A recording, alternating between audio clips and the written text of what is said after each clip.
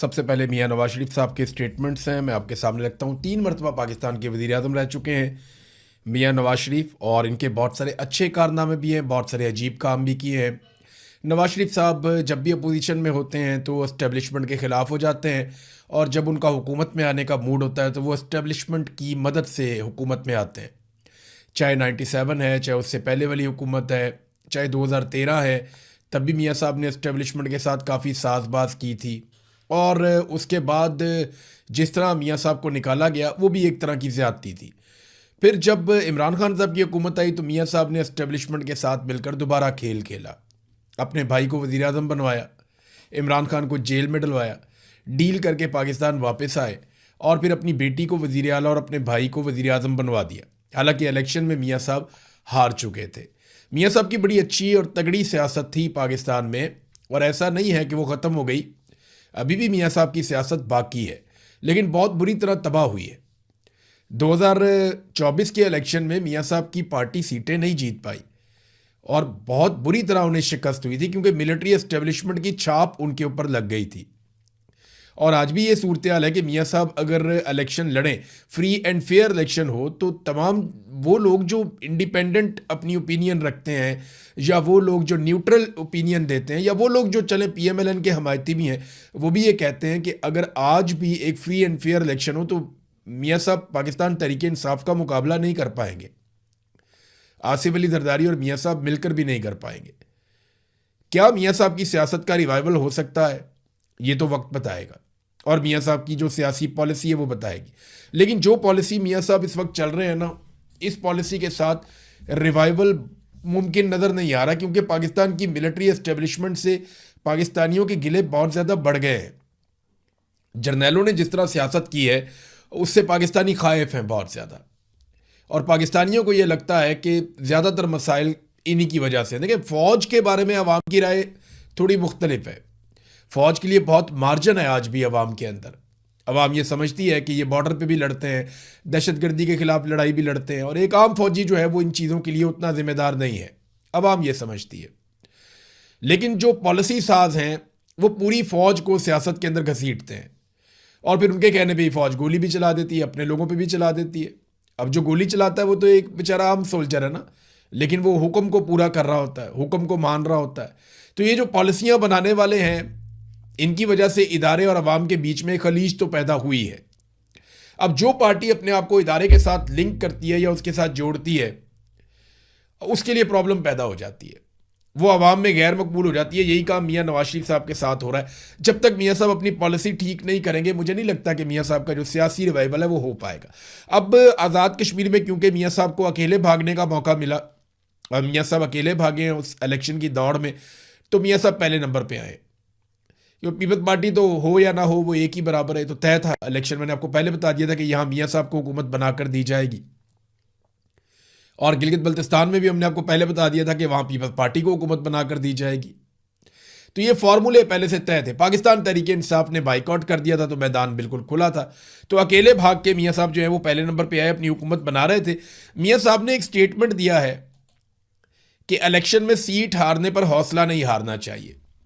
ये वैसे तो बड़ी हौसले वाली बात है कि हार जीत होती रहती है इलेक्शन में। मियाँ साहब भी इलेक्शन हारे हैं, यास्मीन राशिद से भी हारे हैं, और जो इलेक्शन हुआ वहाँ हज़ारा में मियाँ साहब का, वहाँ पे भी मियाँ साहब इलेक्शन हारे हैं, मानसेरा में।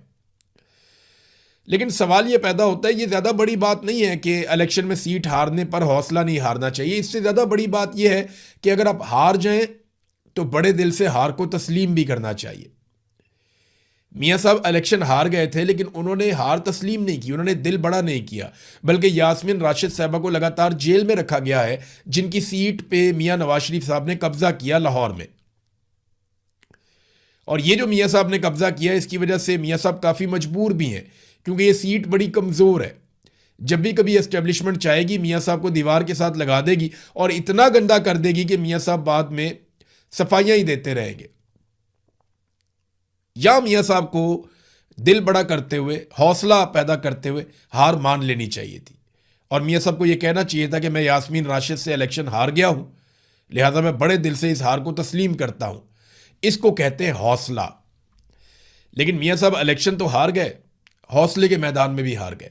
मियाँ साहब को हौसला रखना चाहिए था इतने बड़े लीडर का, जो 3 मरतबा पाकिस्तान जैसे मुल्क का जो एटमी कुव्वत है उसका वजीर आजम रहा हो, और वो इतनी जल्दी हौसला हार जाए कि एक खातून से वो इलेक्शन हारा और उससे हार ही नहीं मानी गई, बल्कि वो डट के खड़ा हो गया, नहीं जी नहीं, मैं वो इलेक्शन ले लिया, उन्होंने चोरी कर लिया, आधी रात को आरओ ही तब्दील कर दिया और करके जैसे भी किया। तो मियाँ साहब कहते हैं इलेक्शन में सीट हारने पर हौसला नहीं हारना चाहिए। हौसला तो आप तब हार गए जब आपने हौसला ही नहीं किया अपनी हार तस्लीम करने का। एक और बात मियाँ साहब ने कही कि मेरे 3-4 साल में डॉलर 1 रुपया भी नहीं बढ़ा। ये बयान जो है मैंने चेक किया, सारा डाटा निकाला 2013 से लेके 2017 तक का, तो उस डाटा के मुताबिक रुपए की कदर कम हुई थी।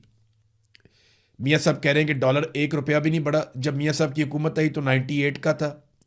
जब मियाँ साहब की हुकूमत ख़त्म हुई, यानी मियाँ साहब को वजारत उज़्मा से हटाया गया, बाद में भी मियाँ साहब की अपनी हुकूमत थी, शाहिद का खान अब्बासी को लगाया गया था, इसहाक डार ही वज़ीर ख़जाना थे, लगभग 110 के आसपास, 98 से इनको मिला था। इमरान खान को जब हुकूमत मिली थी तो 129 रुपए का था। यानी मियाँ साहब को जब हुकूमत मिली थी तो डॉलर था 98 का, इमरान खान साहब को जब हुकूमत मिली थी तो डॉलर था 129 रुपए का। फिर उसके बाद शहबाज शरीफ साहब को 178 की मिली और आज 278 रुपए का डॉलर है, और ये 300 से ऊपर भी जा चुका है। बीच में इतना ज़्यादा एक जंप लगा था, लेकिन आज 278 रुपए का ये बहुत महंगा है।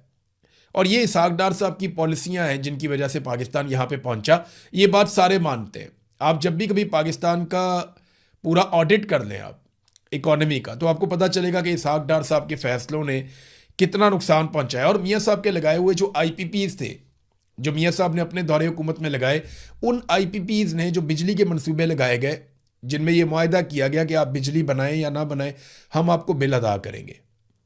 ये जो मुआहदा किया गया, जिन लोगों के साथ किया गया, जिसमें बड़े बड़े कमीशन थे, इन मुआहदों ने पाकिस्तान की मईशत की कमर तोड़ के रख दी। आज मियाँ साहब कहते हैं जी हम कमाल काम कर रहे हैं, वो ये कह रहे हैं शहबाज शरीफ साहब दिन ब दिन हालात बेहतर कर रहे हैं। हालांकि हकीकत ये है कि मईशत भी नीचे जा रही है, गुर्बत बढ़ रही है, बेरोज़गारी बढ़ रही है, महंगाई बढ़ रही है। डॉलर देखें आपके सामने, पेट्रोल की कीमतें पूरे खित्ते में सबसे ज़्यादा हमने बढ़ा दी हैं, बदअमनी भी पाकिस्तान में बढ़ रही है। जब सारे हालात लगातार ख़राब हो रहे हैं तो मियाँ साहब कह रहे हैं कि उनका भाई बहुत अच्छे काम कर रहा है। और जब इमरान खान ने पूरी दुनिया में सबसे अच्छा परफॉर्म करके दिखाया था कोरोना वायरस के खिलाफ, तो मियाँ साहब कहते हैं वो दौर बहुत बुरा था। देखें, किसी की अच्छी चीज़ को तस्लीम करना चाहिए। मियाँ साहब ने अपनी ज़िंदगी में कुछ अच्छे काम किए हैं।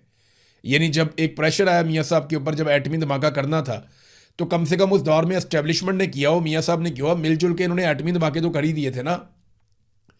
तो ये क्रेडिट जाना चाहिए, जो लोग उस वक्त थे उन सबको जाना चाहिए। तो इमरान खान को भी बहुत सारी चीज़ों का क्रेडिट जाना चाहिए। मियाँ साहब को अपना दिल बड़ा करना चाहिए कि बहुत सारे काम इमरान खान साहब ने बहुत अच्छे किए थे, जिन पे आजकल उनकी बेटी, उनका भाई जाकर अपने नाम की तख्तियां भी लगा लेते हैं बाज़ औक़ात।